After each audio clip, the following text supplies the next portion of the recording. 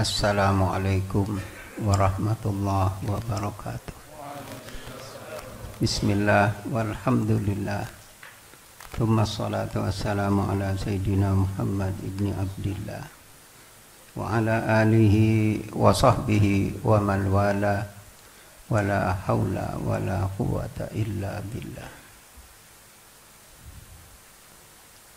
Terlebih dahulu saya mohon maaf yang besar, utamanya kepada para habaib, para kiai, para sesepuh, dan segenap hadirin.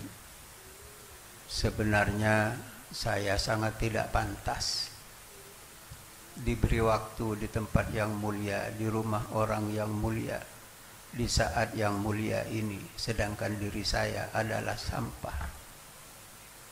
Saya sudah minta kepada Ustadz Fathullah supaya menyampaikan kepada Al-Habib Muhammad Amin agar jangan saya disuruh untuk menyampaikan sesuatu. Tapi beliau tetap. Al-Faqir menganggap setiap Dzurriyyatur Rasul yang menyampaikan dakwahnya, saya niat ta'allum kepada mereka. Apalagi di sini ada guru ruhaniah saya, Al-Habib Nizar, yang sepeninggal Habib Agil, beliau dikirim oleh Allah untuk membimbing saya. Mudah-mudahan beliau dipanjangkan umur oleh Allah. Amin. Mudah-mudahan putra-putrinya dijadikan da'i ilallah. Amin. Kepada para kiai di sini juga saya malu sebenarnya. Ada Al-Mukarram Bapak Kiai Sadi Jauhari, ada Al-Mukarram Bapak Kiai Salahuddin, dan kepada kiai yang lain Ustadz Iqbal. Tapi anggaplah saya sebagai seorang murid taman kanak-kanak yang diperintah oleh gurunya untuk belajar berpidato. Jadi saya tidak menggurui para bapak, para ibu, juga apalagi kepada para habaib, sangat galilul adab bagi saya. Namun apalah hendak dikata, saya hanya mentaati perintah guru saya Al-Habib Muhammad Amin. Mudah-mudahan saya mendapat nadrah batiniyah dari beliau. Amin ya rabbal alamin.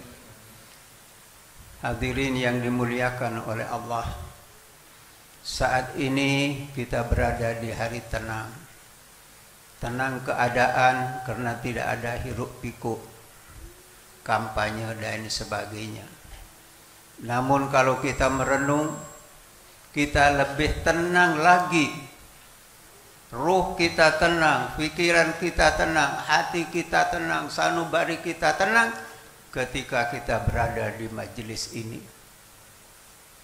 Semoga ketenangan ini mengantar kita untuk mendapatkan rahmah dan maghfirah dari Allah Subhanahu wa ta'ala. Kita mungkin hanya sekedar hadir, tapi sebenarnya ini adalah satu karunia nikmat dari Allah Subhanahu wa ta'ala. Idza wasala alaika minallahi ni'mah falyasilhu minka syukru. Apabila kita menerima nikmat dari Allah, hendaklah kita bersyukur. Kita bersyukur kadang-kadang kalau kita dapat hasil banyak. Sebenarnya nikmat Allah sangat banyak, sehingga Allah berfirman, wa ta'uddu ni'matallah la tuhsuha. Ada seorang ulama menyampaikan agar kita pandai mensyukuri nikmat Allah. Zurizidna fil umri marratan lita'rifa fadlallah alaika fil hurriyah. Cobalah kamu berkunjung ke lembaga pemasyarakatan agar kamu dapat merasakan nikmatnya hidup bebas, hidup merdeka. Kita alhamdulillah apa yang kita inginkan kita bisa lakukan karena kita hidup dalam keadaan bebas. Semoga hal seperti ini berlanjut sampai kita dipanggil oleh Allah. Yang kedua, ulama tadi mengatakan, berkunjunglah kamu 1 tahun sekali ke pengadilan. Zuril mahkamah fil umri marratan bi ta'rifa fadlallah alaika fi ahsanil akhlaq. Kita disuruh berkunjung ke pengadilan, hadir, melihat, menyaksikan bagaimana orang yang salah perbuatannya diadili. Lalu kita baru bisa menyadari bagaimana harganya orang yang mempunyai akhlak yang tinggi. Oleh karena itu, maka marilah kita bisa mengambil faidah dari apa yang kita saksikan di dalam hidup ini. Selanjutnya, zuril mustashfa fil umri marratan. Datanglah kau ke rumah sakit walaupun sebulan sekali. Lita'rifa fadlallah alaika fis sihha wal marad. Agar kau bisa merasakan keutamaan karunia dari Allah, kamu diberi sehat. Dan kamu bisa merasakan bagaimana ketika kau diberi sakit. Para bapak dan saudara-saudara sekalian, bil marad ta'rif nikmatas sihah. Ketika kita sakit, kita bisa merasakan bagaimana nikmatnya diberi sehat oleh Allah. Wa bil marad tansa afatal wabisahah tansa afatal marad. Tapi ketika kita diberi sehat oleh Allah, banyak kita lupa bagaimana sakitnya ketika kita diberi sakit. Tentang sakit, dirasakan badan memang tidak enak. Tapi kalau kita mau merenung, di saat sakit itu kita akan merasakan ada kenikmatan. Karena di situ ada terselip kasih sayang Allah. Kenapa kita diberi sakit?